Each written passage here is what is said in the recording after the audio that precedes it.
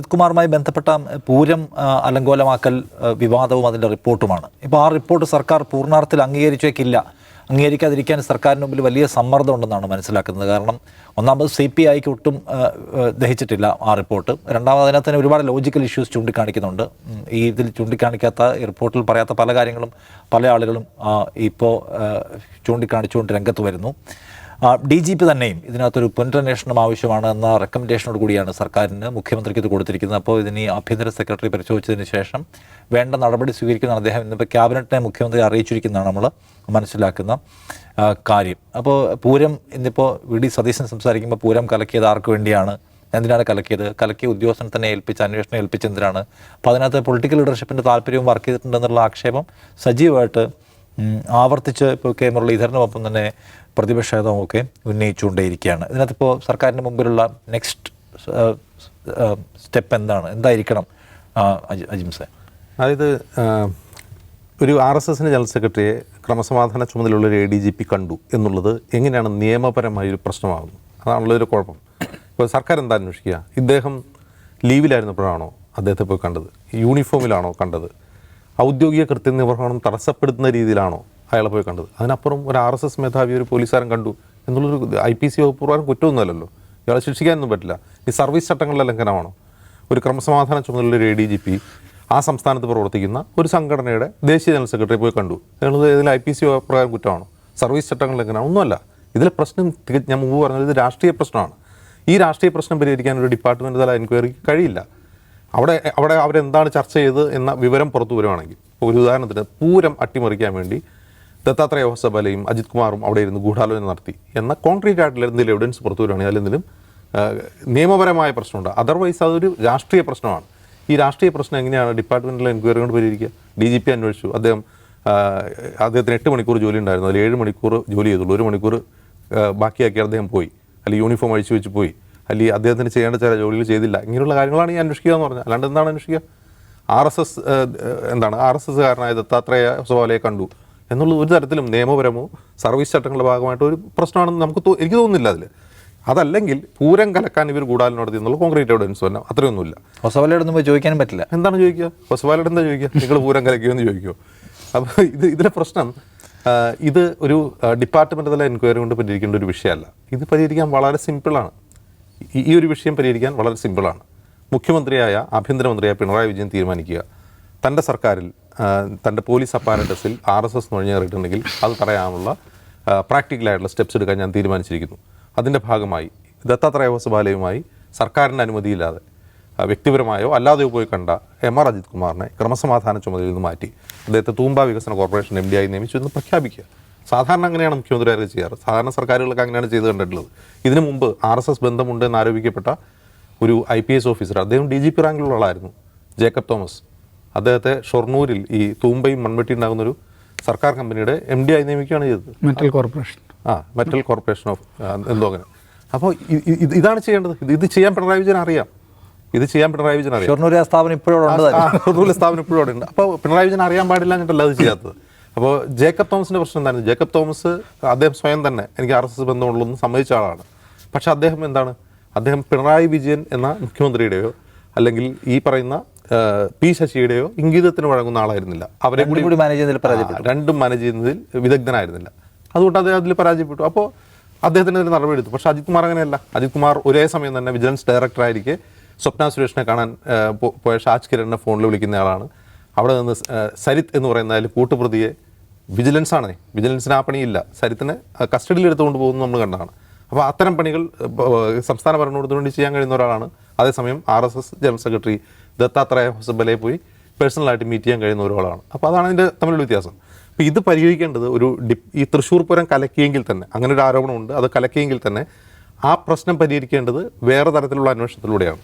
ഒന്ന്, അദ്ദേഹത്തെ ഉടനടി ഈ സ്ഥാനത്ത് നിന്ന് മാറ്റി നിർത്തിയിട്ട് ഒരു സ്വതന്ത്ര അന്വേഷണം നടത്തണം.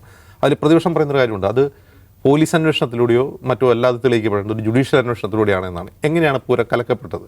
അതിന് അക്കൗണ്ടബിൾ ആയിട്ടുള്ള ആളുകൾ ആരാണ്? അത് കണ്ടെത്തണമല്ലോ.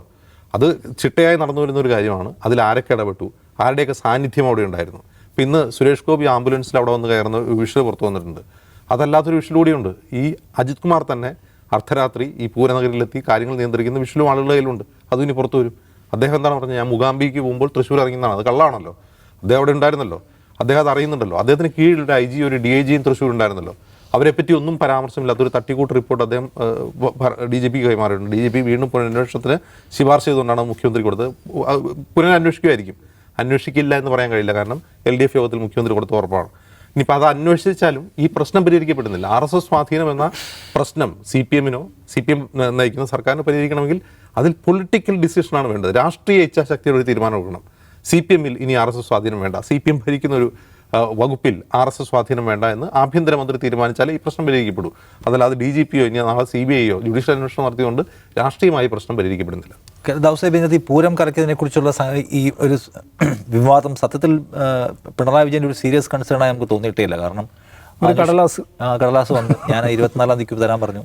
അത് വിവാദം, ഈ പ്രശ്നം അൻവറും പ്രതിപക്ഷ നേതാക്കളും ഉയർത്തിയതിന് ശേഷം തന്നെയാണ് ആ പേപ്പർ വരുന്നത്. അപ്പോൾ അദ്ദേഹത്തിന് സീരിയസ് ആയിട്ട് തോന്നാത്ത ഒരു സംഗതിയിൽ ഇപ്പോൾ പുനരന്വേഷണം വേണമെന്ന് DGPയുടെ കുറിപ്പോ അല്ലെങ്കിൽ പ്രതിപക്ഷത്തിൻ്റെയോ CPIയുടെ സമ്മർദ്ദത്തിനകത്ത് എന്തുമാത്രം കാര്യങ്ങൾ നടക്കാൻ സാധ്യതയുണ്ട്? അല്ല, അതിൽ നമ്മൾ കണ്ടതിൽ ഇത് പല ഘടകങ്ങളിൽ. ഇപ്പോൾ പൂരം കലങ്ങി എന്നുള്ള വസ്തുതയാണല്ലോ അല്ലേ. പോലും അതെന്ന് വെച്ചാൽ സാധാരണ നടക്കുന്ന പോലെ നടന്നിട്ടില്ല. വെടിക്കെട്ട് പോലും നടന്നിട്ടില്ല. രാവിലെയാണ് വെടിക്കെട്ട് നടക്കുന്നത്. വെച്ചാൽ അതിൻ്റെ ഒരു പൂരത്തിൻ്റെ ഒരു ആഘോഷപൂർവ്വമായി നടത്തേണ്ട ആ ഒരു സംഗതി ഒന്നും നടന്നിട്ടില്ല. അപ്പോൾ ഇത്രയും അപ്പോൾ അവിടെ ഒരു കാര്യം നമ്മൾ ശ്രദ്ധിക്കണം. അത് അലങ്കോലമായപ്പോൾ ഏറ്റവും ശക്തമായ പ്രതിഷേധമായിട്ട് രംഗത്ത് വരുന്നത് ആരാ? BJP അല്ലേ.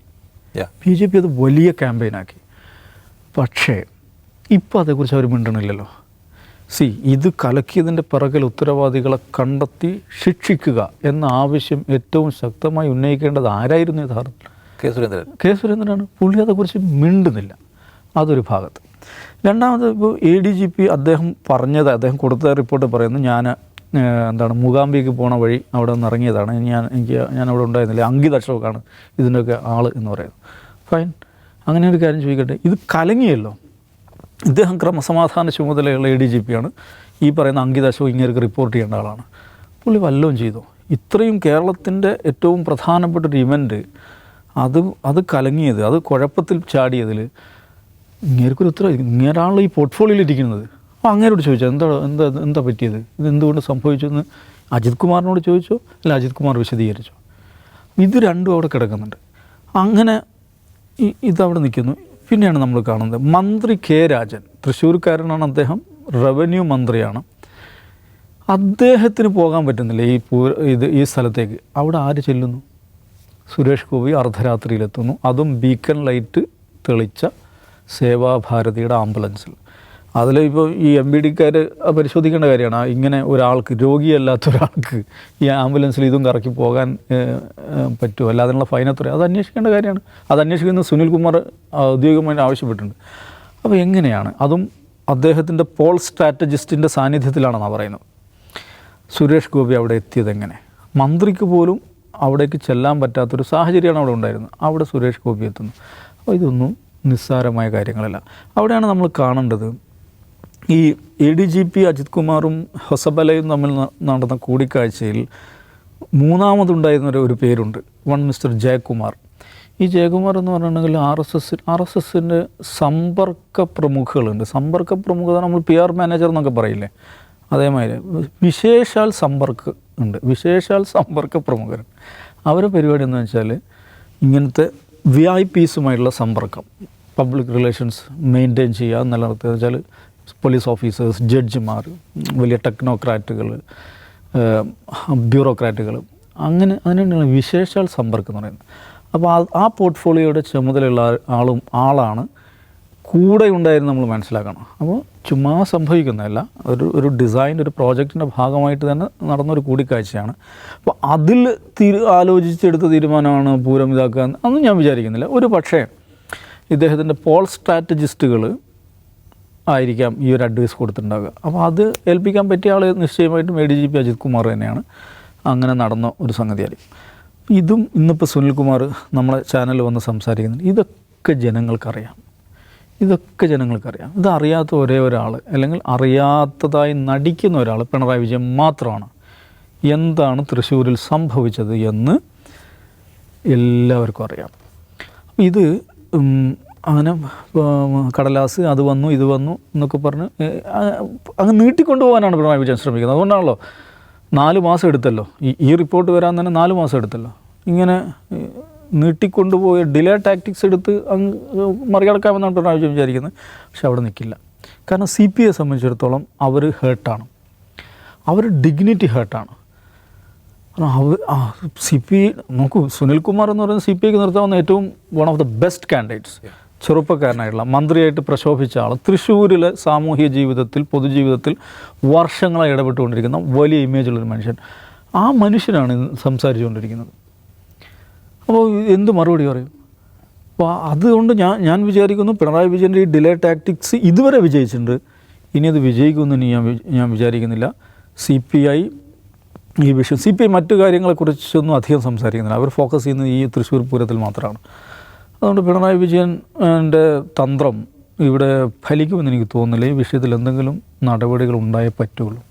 തൃശ്ശൂർ പൂരം വിഷയത്തിൽ പിണറായി വിജയൻ ബിൽഡ് ചെയ്യാൻ ശ്രമിക്കുന്ന ഡിഫൻസിന് വേണ്ടത്ര ഒരു ഫലശേഷി ഇല്ലെന്നാണ് കണ്ടുകൊണ്ടിരിക്കുന്നത്. സോ അതിനകത്ത് എന്തെങ്കിലും വേണ്ടി വരും. കാരണം CPI ആ നിലയ്ക്കുള്ള സമ്മർദ്ദം ഉണ്ടാക്കുന്നുണ്ട്.